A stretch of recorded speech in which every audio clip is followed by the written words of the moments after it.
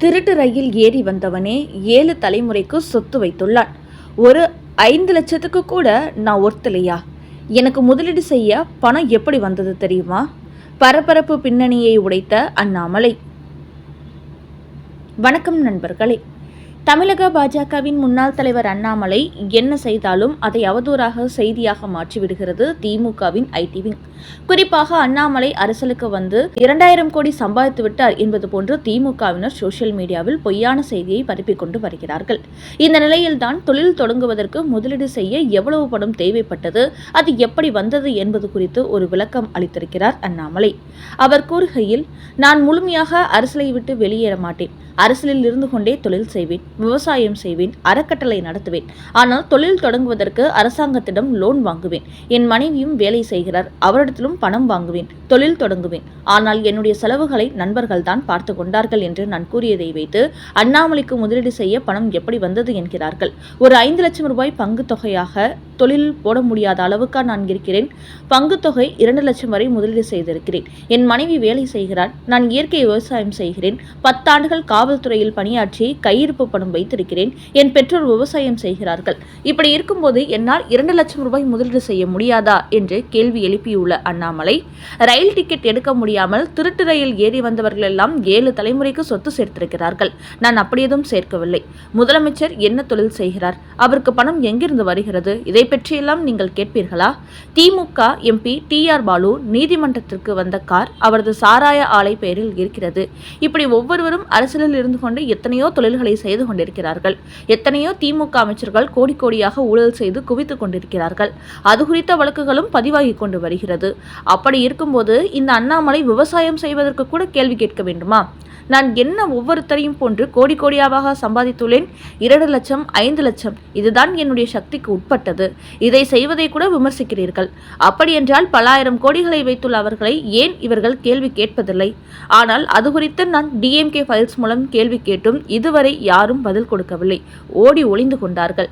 TR Balu மட்டும் என் மீது வழக்கு தொடுத்து சிக்கியுள்ளார். அவரும் நான் குறுக்கு விசாரணை செய்ய போகிறேன் என்றதும் தெரித்து ஓடுகிறார். இது போன்ற நபர்களையெல்லாம் மீடியாக்கள் ஏன் கேள்வி கேட்பதில்லை என்றும் அண்ணாமலை ஒரு அதிரடி கேள்வி எழுப்பியிருக்கிறார். அடுத்த செய்தி.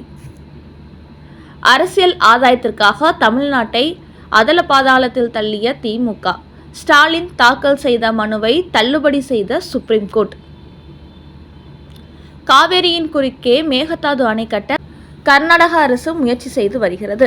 இதற்கான விரிவான திட்ட அறிக்கை தயாரிக்கப்பட்டு மத்திய அரசின் ஒப்புதலுக்காக அனுப்பியுள்ளார்கள். ஆனால் இதற்கு தமிழ்நாடு மட்டுமின்றி கேரளா, புதுச்சேரி மாநிலங்களும் எதிர்ப்பு தெரிவித்துள்ளார்கள். இந்த நிலையில் மேகதாதுவில் அணை கட்டுவதற்கு சம்பந்தமாக உச்சநீதிமன்றத்தில் தமிழ்நாடும் கர்நாடகாவும் மாறி மாறி மனு தாக்கல் செய்து வந்தார்கள்.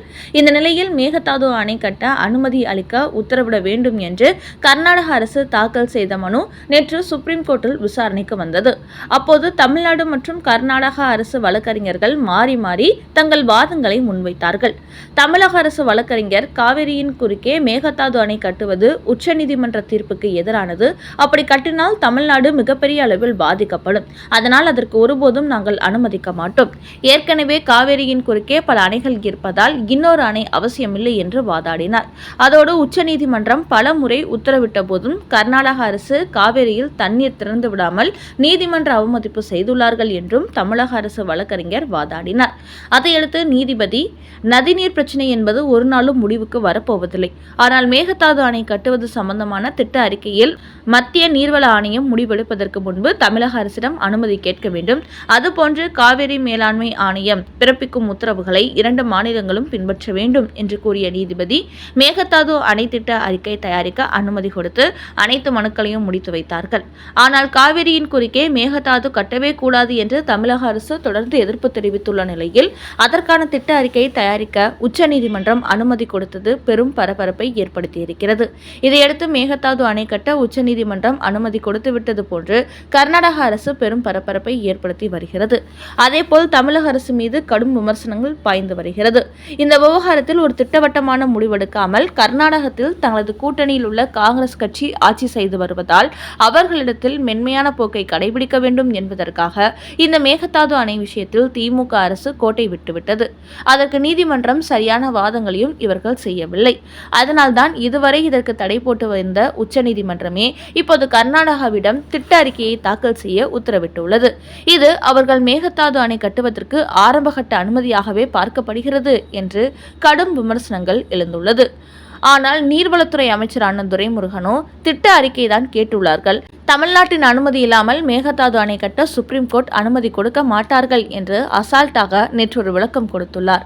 அதனால் இந்த விவகாரத்தில் மு.க. ஸ்டாலின் எப்படிப்பட்ட நடவடிக்கை எடுக்கப் போகிறார் என்ற கேள்விகள் எழுந்துள்ளது. அடுத்த செய்தி, 33 இடங்களில் தாக்குதல் நடத்த திட்டம், உளவுத்துறை கொடுத்த ரிப்போர்ட். அமித்ஷா வெளியிட்ட ஷாக்கிங் நியூஸ். கடந்த 10ஆம் தேதி டெல்லி செங்கோட்டைக்கு அருகே நடந்த கார் குண்டுவெடிப்பு சம்பவத்தில் பலியான டாக்டர் முகமது உமர் நபி என்பவரின் உடல் பாகங்களை எடுத்து DNA சோதனை நடத்தியதில் அவர்தான் அதில் உயிரிழந்தவர். இது ஒரு திட்டமிட்ட தற்கொலை படை தாக்குதல் என்று உளவுத்துறை அறிவித்திருக்கிறது. அதோடு இந்த டாக்டர் முகமது உமர் மட்டுமின்றி பல மாநிலங்களை சார்ந்த இஸ்லாமிய மருத்துவர்கள் இந்த குழுவில் இருந்துள்ளார்கள். இவர்களெல்லாம் சேர்ந்து ஒரே நாளில் 32 இடங்களில் தற்கொலை படை தாக்குதல் நடத்த திட்டமிட்டுள்ளார்கள் என்பது தற்போது தெரிய வந்திருக்கிறது. குறிப்பாக டாக்டர் முகமது உமரின் டைரி குறிப்பில் அவர் தீவிரவாத அமைப்புடன் தொடர்பில் இருந்தது, இந்தியா முழுக்க பல்வேறு பகுதிகளில் தொடர் தாக்குதல் நடத்த அவர்கள் திட்டமிட்டதும் தெரிய வந்திருப்பதாக உளவுத்துறை தகவல் வெளியிட்டுள்ளது. இந்த நிலையில் மத்திய அமைச்சர் அமித்ஷா வெளியிட்டுள்ள ஒரு செய்தியில், இந்த தற்கொலை படை தாக்குதலின் பின்னணியில் இருந்த அனைவரும் தற்போது தேடப்பட்டு வருகிறார்கள். தேசிய புலனாய்வுத்துறை களமிறங்கி அவர்களை வெளியில் கொண்டு வரும் முயற்சியில் ஈடுபட்டுள்ளது. அதோடு இப்போது இந்த தற்கொலை படை தாக்குதலுக்கு எதிராக நாம் எடுக்கக்கூடிய நடவடிக்கையானது இந்தியா எந்த ஒரு வடிவத்திலும் பயங்கரவாதத்தை பொறுத்து கொள்ளாது, அதற்கு எதிராக யாரும் கொடுக்காத தண்டனையை கொடுக்கும் என்பதை உலகம் புரிந்து கொள்ளும் வகையில் இருக்கப் போகிறது. இன்னொரு முறை இந்திய நாட்டுக்குள் இதுபோன்ற சம்பவங்கள் நடத்துவதற்கு யாருக்கும் துணிச்சல் வரக்கூடாது. அப்படி செயல்பட்டால் வேரோடு அழித்து விடுவார்கள் என்ற அச்சம் ஒவ்வொருவருக்கும் ஏற்படும் வகையில் இது தண்டனையாக இருக்கும் என்று தெரிவித்துள்ள அமித்ஷா, இதில் சம்பந்தப்பட்ட இன்னும் பல பெரும்புள்ளிகளை நம்முடைய NIA நெருங்கிக் கொண்டிருக்கிறது. அதனால் இதற்கு வேறாக இருந்த பல புள்ளிகள் தட்டி தூக்கப்பட போகிறார்கள். அவர்களுக்கு நாம் கொடுக்கக்கூடிய அதிர்ச்சி ட்ரீட்மெண்ட்டை பார்த்து இனிமேல் எந்த ஒரு பாகிஸ்தான் தீவிரவாதிகளும் இந்திய எல்லைக்குள் வருவதற்கு அஞ்சி நடுங்குவான். அப்படிப்பட்டதாகத்தான் இந்த தண்டனை இருக்க போகிறது என்று ஒரு அதிரடி தகவல் வெளியிட்டு இருக்கிறார் மத்திய அமைச்சர் அமித்ஷா.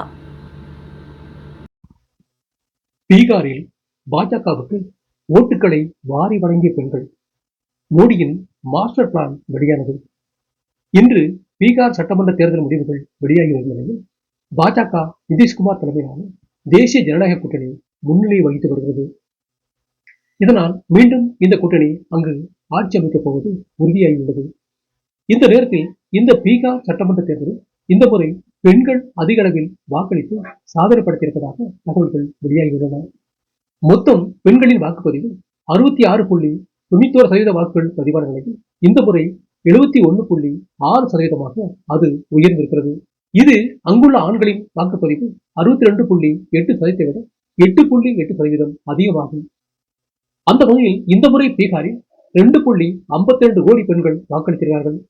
ஆண்கள் 2.47 கோடி வாக்களித்துள்ளார்கள். இதற்கு முக்கிய காரணம் பிரதமர் மோடி பீகாரில் பெண்களுக்கான சுய தொழில் திட்டத்தை தொடங்கி வைத்துள்ளார். இதன் மூலம் பீகாரில் 75 லட்சம் பெண்களுக்கு தலா 10,000 ரூபாய் அவர்களின் வங்கிக் கணக்குக்கு நேரடியாக செலுத்தப்பட்டிருக்கிறது. அவர்களின் செயல்பாட்டை பொறுத்து 6 மாதங்களுக்கு பிறகு கூடுதலாக 2 லட்சம் வழங்கப்படும் என்றும் அறிவிக்கப்பட்டுள்ளது. அது மட்டுமின்றி விவசாயம், கால்நடை வளர்ப்பு, கைவினைப் பொருட்கள், தையல் தொழில் உள்ளிட்ட சிறு தொழில்கள் தொடங்கவும் அரசு நிதி உதவி வழங்கியிருக்கிறது. இதுபோன்ற திட்டங்களுக்காக 7,500 கோடி பிரதமர் மோடி நிதி வழங்கியுள்ளார். இப்படி பெண்களை இலக்காக வைத்து பிரதமர் மோடி பல நலத்திட்டங்களை பீகாரில் நடைமுறைப்படுத்தியிருக்கிறார். இதன் காரணமாகவே இந்த முறை பீகாரில் பாஜக கூட்டணி மகத்தான வெற்றியை நோக்கி சென்று கொண்டிருப்பதாக கருத்துக்கள் வெளியாகியுள்ளன.